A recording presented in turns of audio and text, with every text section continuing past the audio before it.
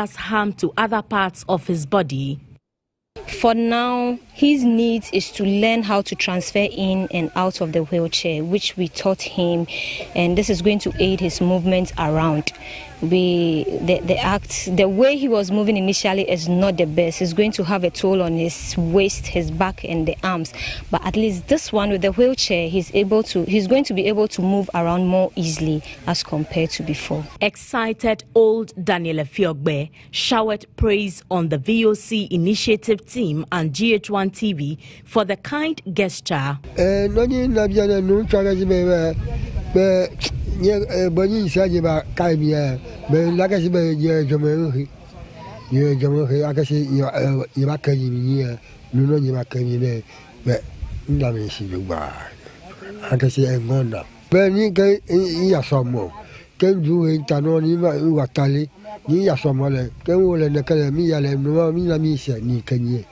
However, like Oliver Twist, he requested for monetary support to help him start a new trade and stop farming, as his condition makes it difficult to farm.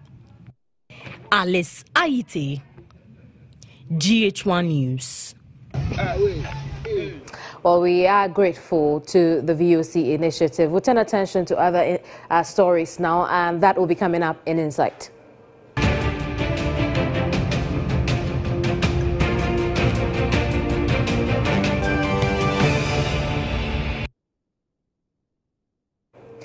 With just 4 days left, devastated residents and traders close to the Nima residence of President Akufo-Addo have started to vacate the area following a directive by the National Security. Most of these traders and residents are faced with the toughest decisions of their lives, but they are taking the ejection with a bit of level-headedness, especially as it concerns the security of the first gentleman of the land. It was a busy day for most of these traders as they were seen going about their everyday activities. But the usual hustle and bustle with trading was lost. Traders were seen parking out as their ultimatum drew nigh. In some 4 days, this place they have called home for over 2 decades will be no more. When the news team visited the area Monday morning, many refused to speak on camera, but their facial expression bore it all.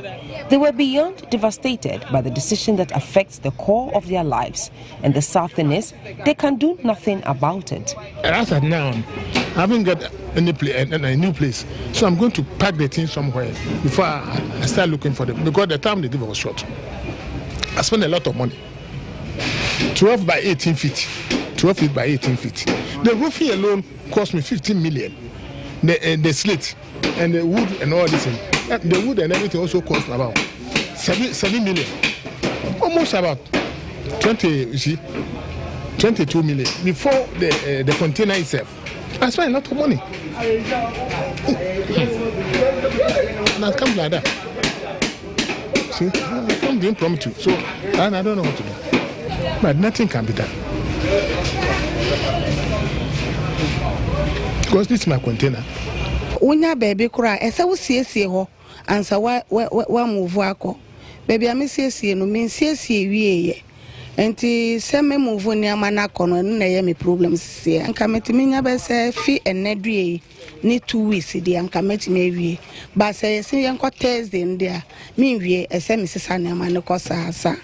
Makoso ayene kakra. Beton container no fufu but esa se mi anka samanya baby antamanko sinti na me kope store no.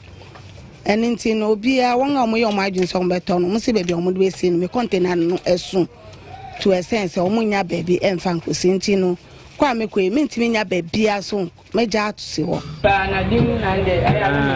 For these traders, they will be out of business until they are able to get a suitable location for their trade. The once vibrant premises was being cleared of all properties and worse. 2 metal containers serving as shops have already been removed by their owners. Project and Campaign Officer of Amnesty International, Samuel Aboche, after visiting the area, said the rights of these people must be regarded and that government need to accord them with the appropriate compensation package. We think that the state will do the right thing we have a protocol for eviction. It is not too late now that the state will come back and do proper assessment of the properties that are here and give them compensation that will not make the people worse off. And that is what we are speaking to. The people also have the right at this point to quickly go to court and place an injunction on the eviction exercise until the right thing is done. The assemblyman for the area has vowed to fight for them while questioning the processes leading up to compensating the affected traders. Some of them are there for 24 years now, and most of them have set up an investment over there. So if they are renting, it's not as they are not as squatters. They are renting from the landowner over there. It has been over a year since President Akufo-Addo was sworn into office, and he has been occupying his Nima residence since. The place has been tagged a security zone, hence the decision to evacuate traders and residents around the bend.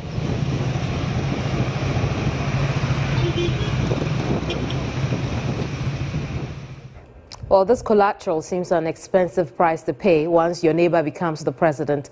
But let's have a conversation on the back of this. Hopefully, we'll open up the conversation and talk about why our presidents will not occupy the presidential palace, which you spent a lot of money on. Well, I'll start with Skype. Adam Bona is a security analyst. He is joining us over the network. In a bit, we should speak to Tamale Central MP, who is also ranking member on the Constitutional and Legal Affairs Committee in Parliament. But let me start with you, Adam. Yeah. Too expensive a price to pay, wouldn't you say? Well, yes, that is the cost of democracy. That's the cost of democracy. In 1992, we decided to go that way, that we have to elect our president. And per the Constitution, we are supposed to provide them the very best of security wherever they find themselves on the face of the earth. Adam, it then brings me to my question. Things could have been easier if our president lived at the presidential palace, wouldn't it? No, things will still not be easy. Why not? No, things will still not be easy. Remember, even the ex-presidents, ex-President John Mahama, they are entitled to a certain amount of security. And I cannot just get up tomorrow morning and go and set up shop around President Kufuor's house. Oh, but hold on, Adam. The people were there with their neighbor, then Mr. Akufo-Addo, before he became president. And so they didn't come to set up shop when Mr. Akufo-Addo became President Akufo-Addo. Basically, I think we are saying the same thing. What I'm saying is that the moment he became president-elect and he was sworn in as the president of the head of Ghana, wherever he finds himself, we have to provide him adequate security, good security. Even when he goes to his hometown, I think he's from the Chebi area, even if he's going to stay there for a second in a year, it is incumbent on us, national security, the BNI, the Ghana Police Service, the military, and everybody in Ghana to ensure that he goes into that house and comes out in one place. If you monitor what is going on in America, Americans are complaining that President Trump, since he took less than 2 years or so, his how much has been spent for his security. Adam, I agree. Adam, I agree. When Trump took office, security increased at Trumpdom, and I'm talking about the Trump Tower. It didn't include moving people out of places where they have been for a very long time. Well, you know, the truth is that myself and you wouldn't know how much information national security have picked up. And remember, these people, if anything should go wrong within that entity, everybody will be treated as a suspect until you are able to prove that you are not guilty. And look at some of the people there. Some of them are very old. You don't want a situation where something happens and all of them are arrested and interrogated. And so I think that the path the traders and the people around taking is the right thing. for I'm not a valuer. Very well. Just hold the rest of your thoughts for me. Let me bring into the conversation Tamale Central MP and ranking member on the Constitutional and Legal Affairs Committee. Good evening, and you have a conversation how it's gone so far. Is it not too expensive a price to pay only because your neighbor became president? Very, very. I mean, yes, some of the price you have to pay it counts with the office. I mean, if a president is elected, his private property even becomes a matter of security concern. Absolutely. Because he visits his private property from time to time, and so the state will have to provide security for that. But this price actually is too hefty a price to pay. Now, and because we have always known that where a person, before he assumes public office, will have been occupying his private residence. That's why most countries, or all countries, build official places where they can provide for the security and comfort of the president. And since we became independent, even before we became independent, the British establishment had established an official residence of the colonial governor in Gold Coast. When Nkrumah became prime minister, he established an official residence for the president or head of state of the country. Now, what has happened over the years, because of the military interventions, when Nkrumah was overthrown in 1966, the military men were ruling from the barracks. So the official residence fell into disuse. And so when Busia came, the place was not that functional. So Busia actually operated from his own house in Dansuma. And then the military came back again, operated from the barracks. Liman came, operated from the castle. Okay? Rollins came, operated from the castle. Kufuor came and operated from his house. Okay? Atta Mills came, operated from the castle. And then... But he didn't live there, did he? Oh, Atta Mills? Yes. He lived there sometimes. Well, sometimes. Sometimes. He lived there sometimes. I mean, again... Not like the Rollins. Again, official residence just means that this is where the president will conduct business. Doesn't mean that at any time. That's why we have got 3 residences. One has just been made a presidential museum. Officially, we have the castle, we have the Flagstaff House, and we have the Peduasi Lodge as the official residences of the head of state. Okay? And so, because of the security implications of taking care of your president, you will want to put in facilities, gadgets, and security to assure his safety and comfort. And that is why I thought that after having taken a lot of money to put up the official residence, or to rebuild the Flagstaff House, all we had to do was to encourage our presidents to live there. What kind of encouragement will they need now?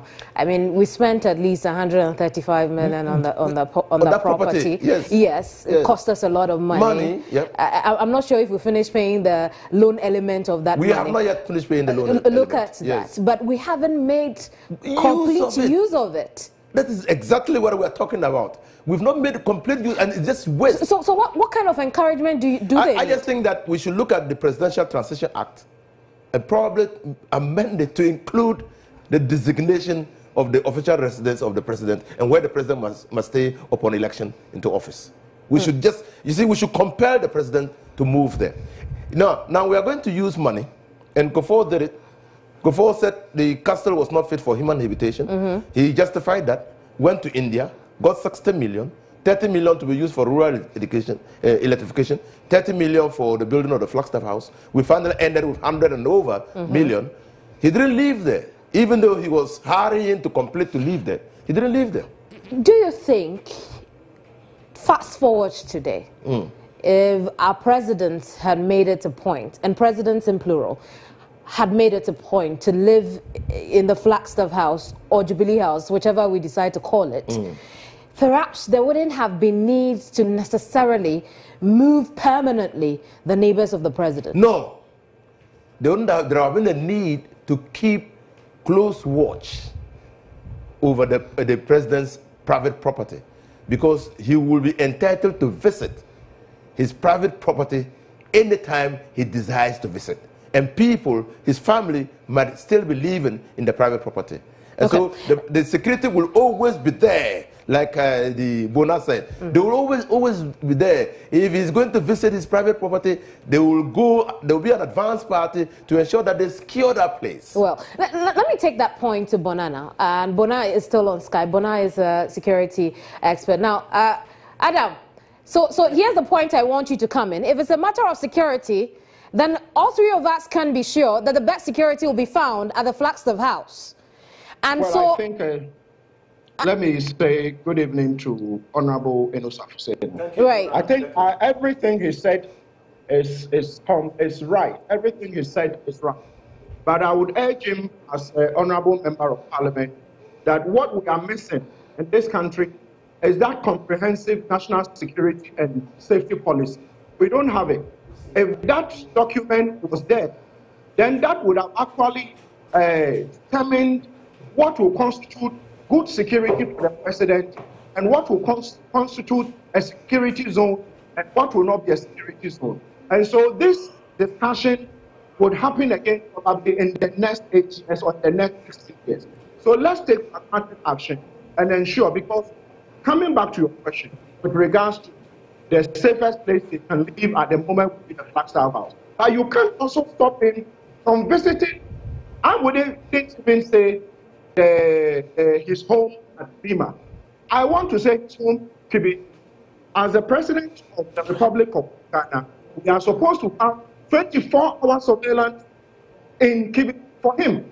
Absolutely. So the question I'm asking now is, can this 24-hour surveillance happen without necessarily removing the president's neighbors permanently from where they have been for so many years? After all, if the president lived in the Flagstaff House, all he will then have to do is pay visits to his Nima residence or pay visits to his Chebi residence, and it will only be a matter of increasing surveillance and not necessarily moving the people. Well, I wouldn't know what intelligence and national security would have picked up. And so in security, every second is very important. And so I would say it is in the, it is at their own risk. Number one. Number two, he drives every day to work from his private property. He's using fuel by the state. He's using vehicles by the state. We are maintaining double security. Security at the Flagstaff House and security at his residence. And so, and now... That doesn't mean we had to do same for President John Dramani Mahama, former President John Dramani Mahama, because he didn't live at the Flagstaff House. Yes, we had to do same. The only difference is that former President Mahama lived in the government property. Which was also renovated. Yes, but lived in the government. That's the difference. Renovated at a cost. That's the point I'm making. The difference is just that whereas we were paying rent to the president for living in his private property, we didn't pay rent to former President Mahama. But it's almost the same. It's almost the same because former President Mahama, I understand at a point, wanted to live there, but he said there were structural defects in the residential part of the building. They were putting it in, I mean, they got AESC and Prestige to repair the damage. I don't know how far they have gone. But I think that it's about time that we got our presidents to move into the official residence. Because, you see, we do not need to waste time. We do not need to waste resources. We do not need to inconvenience people just for the comfort of the president. No. I see. Now, so you mentioned that former President Mahama lived in a government property, albeit renovated for him, to meet a certain standard. And we have a similar situation in the case of President Akufo-Addo, where we are having, per what it should be, he should be receiving some rent because he lives in his private property. Whether he takes it or not, we don't know. We don't know, but he should be receiving rent because you can't confer a benefit on the state by the use of a private property. Okay, so just hold the thought on whatever you have to say at this point. I want us to engage our Twitter following. We've been asking this question on there. And so let's take a look at it now. The question had to do with eviction of squatters around President's house brings into sharp focus while the Flagstaff House still stands unoccupied. Should occupancy be made mandatory in view of security concerns? 62% says yes, 17% no, 21%, is it? 21% say unconcerned. Well, quite a high number who are unconcerned about this. But it's obvious that many more will want this to be mandatory. Although this poll is unscientific, we have 62% of the respondents saying they want it to be mandatory for our presidents to live in the Flagstaff House. I want it to be mandatory for our presidents to live in the Flagstaff House. Sorry? I want it so because it will cut costs. The unnecessary fires that is going on will be curtailed. It will get us an opportunity to manage the president effectively and ensure that people who vote us into office are not inconvenienced for the sake of our own comfort. And making it mandatory would include passing the law, tweaking the Presidential Transition Act to make it compulsory for the president to relocate to the Flagstaff House. And we've been through the process of that. Yes. But I just want to find out, out of curiosity, you were in the previous government. The same government, your president also refused to live in the Flagstaff House. No, you see, I don't want to get there because I'm aware that President Mahama actually said he wanted to move to the Flagstaff House. He had put in resources to rehabilitate the living quarters of the Flagstaff House. He never moved there. So never mind, because you can't make an argument. It will continue to remain as Did the reconstruction happen? It happened. It did? It happened, yes. And even they had gone to put up a facility on the premises. You remember, it was part of the political campaign that they had put up a huge facility at the place because he was preparing to move there. But it never happened. It never happened. What I'm saying is that it is about time it happens. We'll see how that goes. Thank you very much. I'm grateful for your time. Inusah Hussaini is Tamale Central MP, and he is also ranking member on the Constitutional and Legal Affairs Committee in Parliament. That'll be all for Insight, but there's more ahead. Stay with us.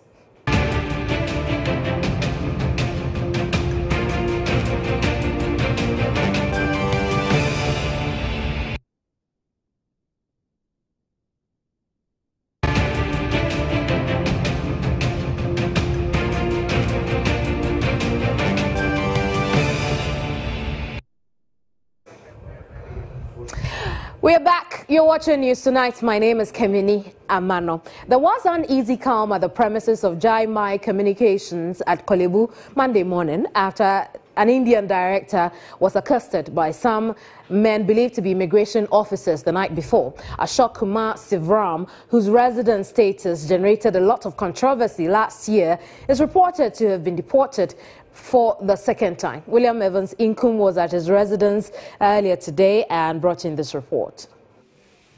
Ashok Kumar Sivaram was earlier arrested by the Custom, Excise and Preventive Service on June 1, 2017, with an order from the Interior Ministry.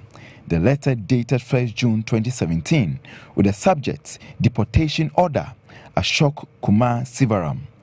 I make reference to the Ministry of the Interior letter number SCR/XA9/51/01B dated 17th May 2017 on the above subject.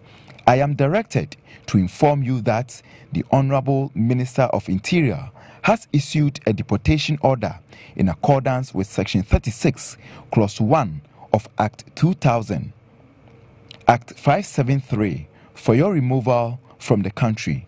Consequently, you are to be deported on June 1, 2017 to your country, the letter reads. But Mr. Ashok's lawyer, Gary Nimako, contested the deportation letter, which he said had no executive instrument backing it.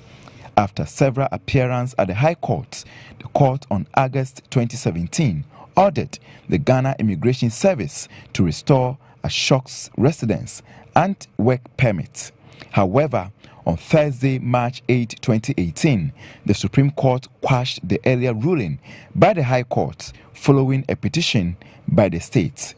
On Sunday, March 11, the embattled businessman was evicted from his Korle Bu residence by some security operatives alleged to have been detailed by the Ghana Immigration Service. So the impact you see here happened yesterday, and we are told that some personnel allegedly from the Immigration Service forced this door open and ejected the man from the house. The premises of Jamai Communication, a business owned by Mr. Ashok Sivaram, was on Monday morning decorated in red as workers protested against the alleged deportation of the Indian businessman. Let's see if some of the people here will at least tell us a word or two as to how this whole thing happened. Thank you so much, sir. Sir, we really want to know what really happened. Nothing. Okay, so they wouldn't speak to us because we understand that the lawyer has actually advised that they shouldn't speak to us, so the Indians are not speaking to us. Apparently, most of the workers here had no clue why their boss might have been deported. The Ghana Immigration Service will not confirm or deny their presence at Mr. Ashok's house last night, only to say that they are going to hold a meeting, after which they will come out with whatever transpired at the house. But they're also saying that Mr. Ashok was never mishandled. Well, we'll keep an eye on how the story develops. We'll bring you those developments and when they emerge. On to some other stories now. The Akufo-Addo government is determined to continue projects begun by previous administrations to ensure Ghanaians enjoy the full benefits of such expenditures. Government will also revive projects begun by the Kufuor administration but were abandoned by the Milson Mahama-led governments, especially housing projects, in order to address the country's housing deficits in excess of 2 million units. He was at the Eastern Naval Command.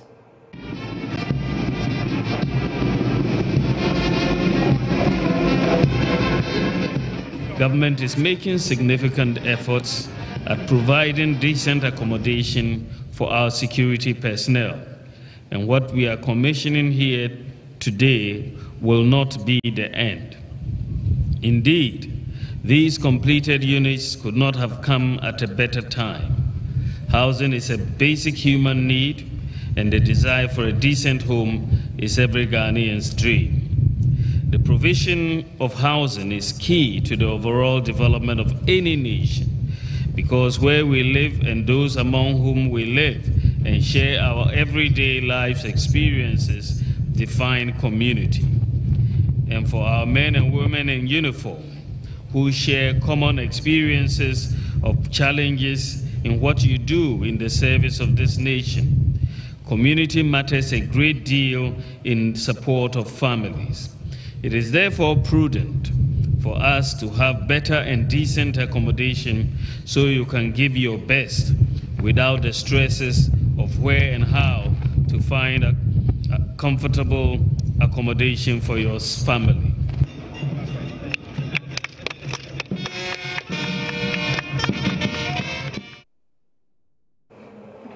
Now, the trial judge in the Kwabena jailbreak case, His Honor Abuaji Tando, says he will not tolerate more delays from prosecution. When the matter was called, Superintendent Kweku Bempa pleaded with the judge to adjourn because they are not ready for hearing to commence today.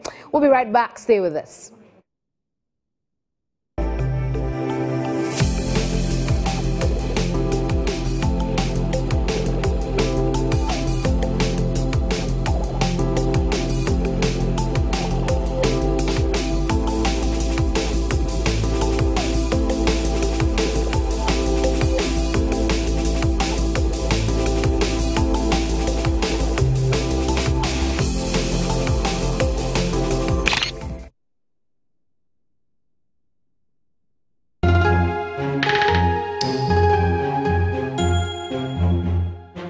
So what makes Tom energy drink different? Look into the bottle.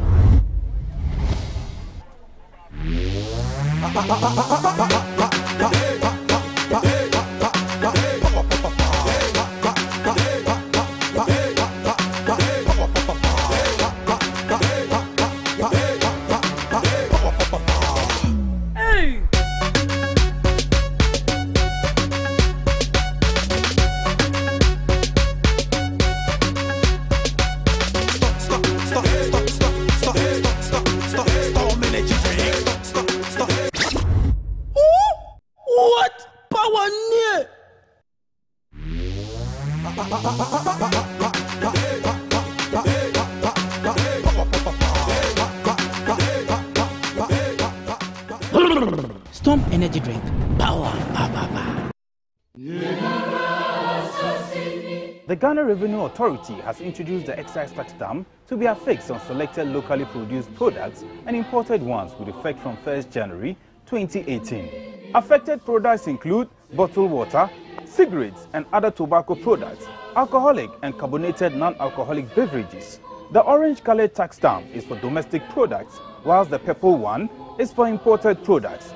This will help monitor the payment of duties and taxes, generate more revenue for the country, check smuggling, and protect consumers. Importers and manufacturers of the affected products must go to NAGRA office and register to purchase the stamps. Registration can also be done online at www.ghanataxstamp.com. Enforcement at retail points nationwide starts 1st March 2018. For further clarification, visit the nearest GRA office.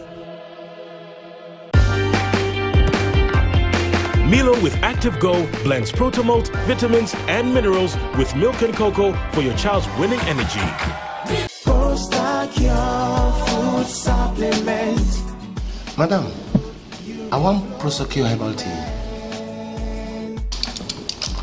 What is this? I said I want Prosecure herbal tea, not capsule. This also be for urinary problem.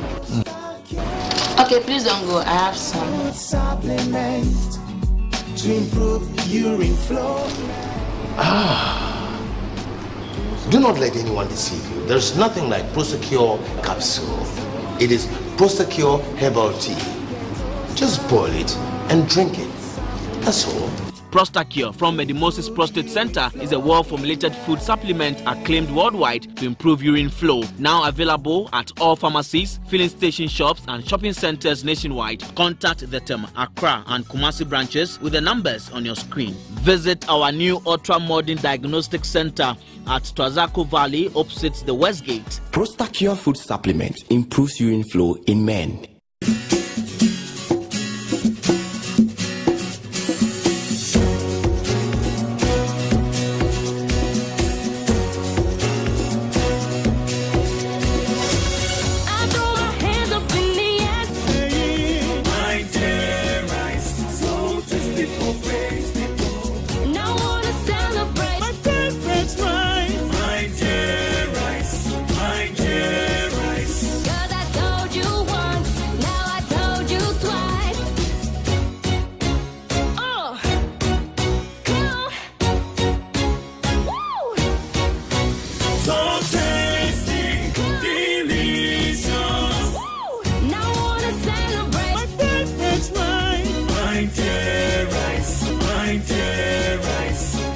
My Dear Rice, for special people, now available, Royal Dear Gold.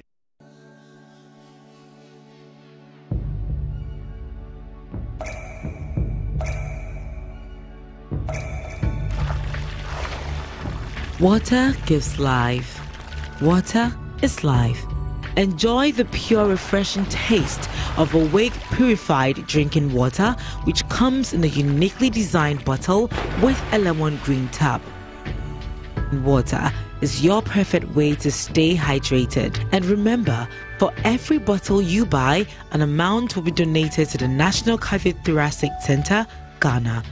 Awake Purified Drinking Water, one for life. For bulk purchase, contact 0262 351 251.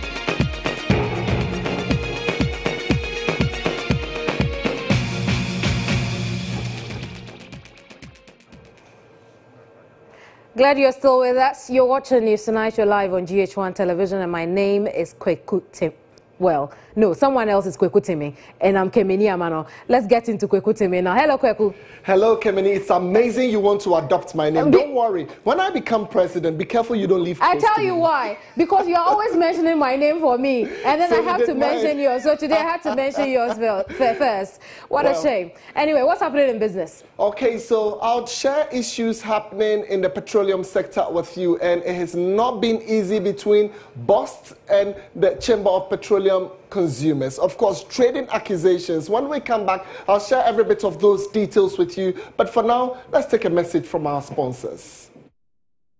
Business Brief is brought to you by Dusk Capital.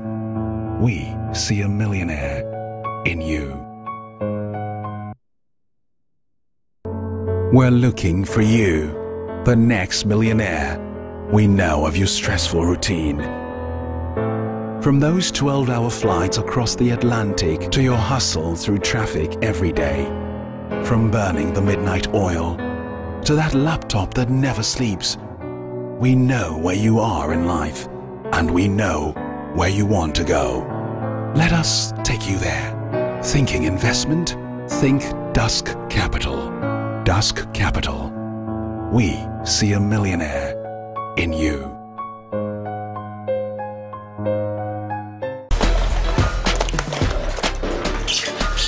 Henry, what is wrong with you and your laptop? It is not working. Hey. What at all is going on in this house? Your son's laptop is not working and my phone.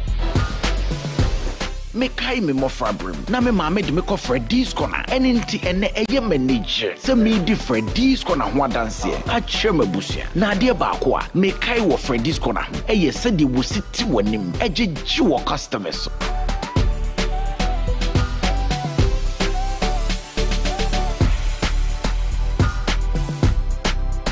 Se eba mobile phone, eba laptop papa, camera papa ni PlayStation a eye Freddy's corner aha ene wo. Se ko ba to mobile phone a say, wo camera say, wo laptop a say and a PlayStation.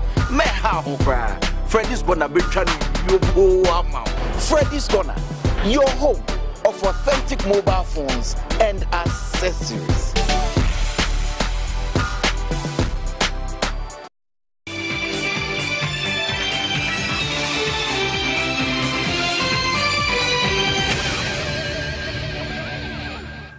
All right, so let's do some business now, as the Chamber of Petroleum Consumers is alleging the state lost 23 million cedis through fictitious transactions at the bulk oil storage and transportation company.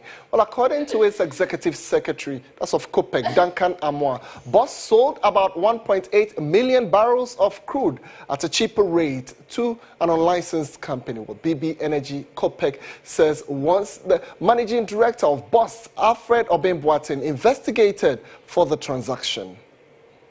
COPEC says the transaction was done without any recourse to proper lay-down process and without the involvement of the holders of the crude, Tema Oil Refinery. The Tema Oil Refinery has also lost 8.1 million cedis from the transaction of the crude to the BB Energy Company. At a time when international market prices for crude were going up, only Ghana, and for that matter BOST, found it prudent to sell crude at a reduced price, was rather reducing prices just to be able to sell. When you probe, BOST says that the product had been there for 8 months and it had lost value. We know that crude is stored for up to 200 years across the world. And so 8 months is not good enough an excuse to say product had lost quality or value and for which you need to trade at a discount. COPEC has called on the Economic and Organized Crime Organization, the Bureau of National Investigations and the Office of the Special Prosecutor to investigate the matter. We think that there are too many questions that beggars for answers and for which in the next day or two we are going to ask the Special Prosecutor particularly to delve deeper into this matter, and anybody found culpable to have cost the taxpayer, the state, BOST, TOR, and everybody connected with all of this, anybody found to have engaged in this transaction that has brought up these losses should be surcharged, should be prosecuted. Meanwhile, Managing Director of BOST, Alfred Obin Boateng, was in 2017 embroiled in the sale of contaminated fuel to unlicensed companies. The Energy Minister, Boakye Jaku, cleared him of wrongdoing, citing a Bureau of National Investigation and National Security report. So in a related development, the Executive Secretary of COPEC, that's Duncan Amoah, says he is in danger following his investigations into the dealings of BOST. He has received calls and text messages threatening his life after releasing findings of his investigations.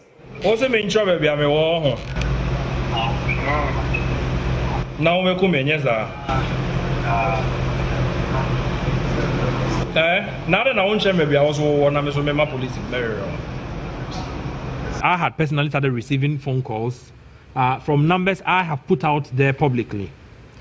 Initially, the countenance was that, oh, let's meet and see how we can trash this out. Then I said, I can't meet on this. That's not how we do our work. We are done with whatever investigations we wanted to do. Our report is out. Then the person says, indeed, he will call back after 2 hours, only to call back and start telling me they know where my family lives, they know where I live, and Ghana, it will be too small for me, and if Aponchireni or Achechedie is looking for blood or Pemoja, Yefremu, and that 3 days, they are going to make sure they finish me.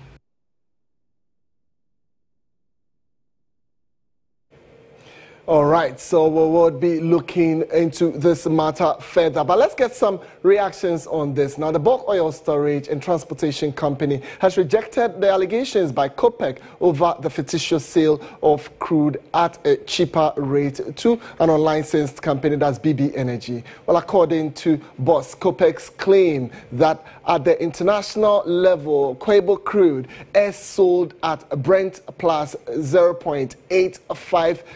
That's 85 cents per barrel as official price, and therefore BOST has caused financial loss to the state by selling its own at a discount of $2 per barrel. It's unfounded. Now, the company says a cargo imported with the aim of refining or using for one purpose, but it did not materialize. That did not materialize, and reselling it about 10 months later cannot be sold at an official price. Such a product is considered distressed. That is, a product is in the district and is always sold at a discounted price globally. It also says further allegations that BB Energy processed the crude at Tor without license is outside the mandate of BOST, and therefore COPEC should find out the exact arrangements BB Energy had with Tor and NPA before accusing BOST of any fictitious dealings.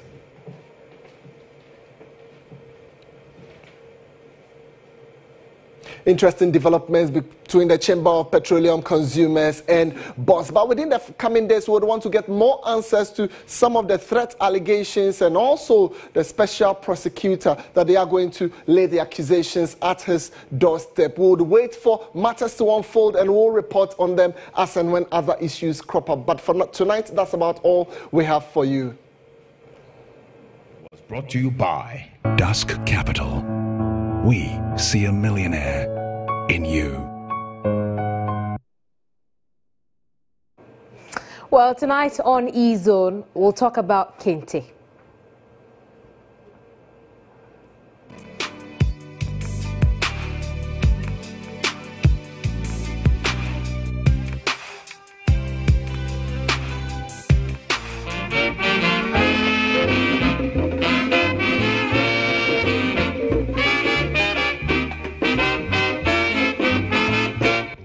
Ghana and the richness of its culture is one of the foremost thoughts. Inherent in it is the uniqueness of the designs of the fashion apparel, bags, dresses, shoes, you name it, and the Kente cloth plays an integral part. I am fully adorned in some Kente-made designs. I'm told this one that I have wrapped around me is called the Giftianti design. We are still celebrating the month of Ghana, and so we are still celebrating Made in Ghana wear. We are here today at the Arts Center to get some insights on the names of some of these Kente-made designs. Emmanuel Osei Krokun, popularly known as Ejayao, is a former kente weaver and has been selling kente for 40 years. He's now 63 years old but started weaving as young as age 23. He eventually moved into buying and selling. He tells me that different designs have their unique meanings. We say friend Abusunya Edom. Abusunya Edom simply means unity is strength. And this person will call a kwa na unya a lot of people ambako kwa na amino edos ambako kwa mawa edebenya na ubedi inkunim. We say a friend Sika Freboja. Sika Freboja simply means say so sika nipa beba ho. We say a friend Sika Futuru. Sika Futuru. When you say Ghana tete wona a friend Sika Mpoa Gold Coast. Nti mpanifo no ehwe gold dust no so and omode eye we say no nti say it looks like gold dust. Fatia patan kuma ni blue wine na fatia patan kuma simply means fatia deserves marry nkruma or fatano say wo ko wale aso we say sometimes you say we be na yire na mo so we dey on fatano but onu dey na omo company na fata but Tamwa Omo Etu and Kroma Ifri Akunyaso 24 February 1966. Omo Echenji Dino Aya and Sebakufu Mumai. Ejayao, however, noted that unlike other cloths, the kente is not meant for funerals but joyous occasions only. He explained also that due to modernization, some of the designs have been twisted to suit the 21st century taste. We say no. The traditional color never soon. Yellow wine never soon. I know your traditional color. Your friend Ejunasa. But Ejunasa a womb so many designs. But we your friend Ejunasa and Satina. And Satina. So you want to say and Satina. But your friend Ejunasa. Okay.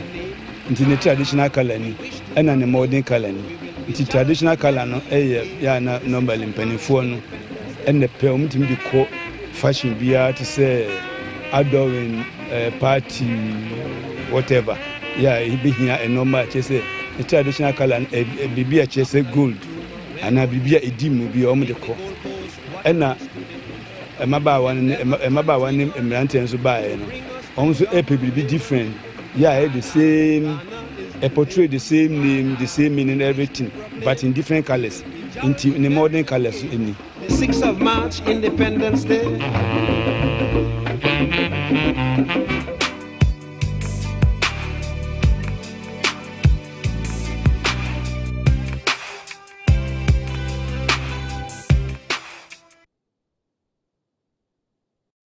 Don't fear the sun. There's a new revolution against persisting spots and scars. Keratone presents the new BSC Black Spots Corrector. With its 3-in-1 formula, it eliminates all spots and marks that are on hands, feet and elbows. The B-carotene nourishes the skin. The DSP-10 protects from the sun. And the collagen regenerates the cells. For efficient results. Your skin has never been so wonderful.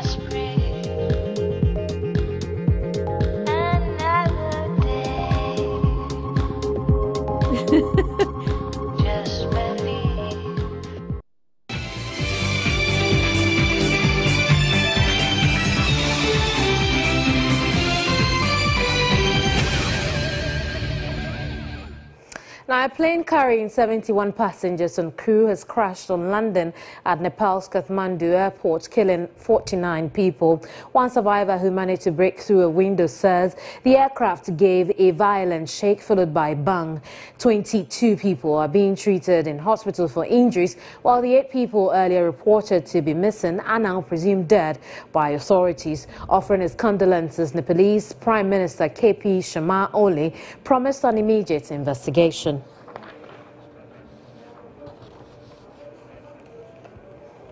Well, coming up now is sports.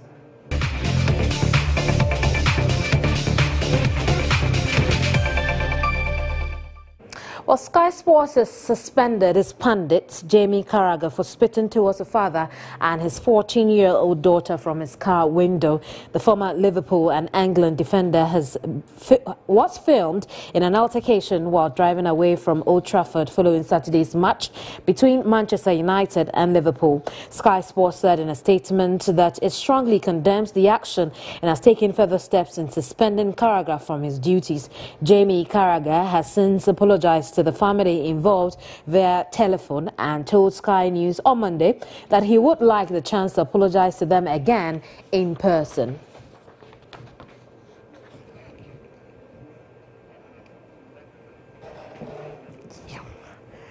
Well, on that very nasty note, we'll say goodbye for now. We'll see you same time tomorrow, but do join us at 6 a.m. for the very latest news in the morning. My name is Kemini Amano.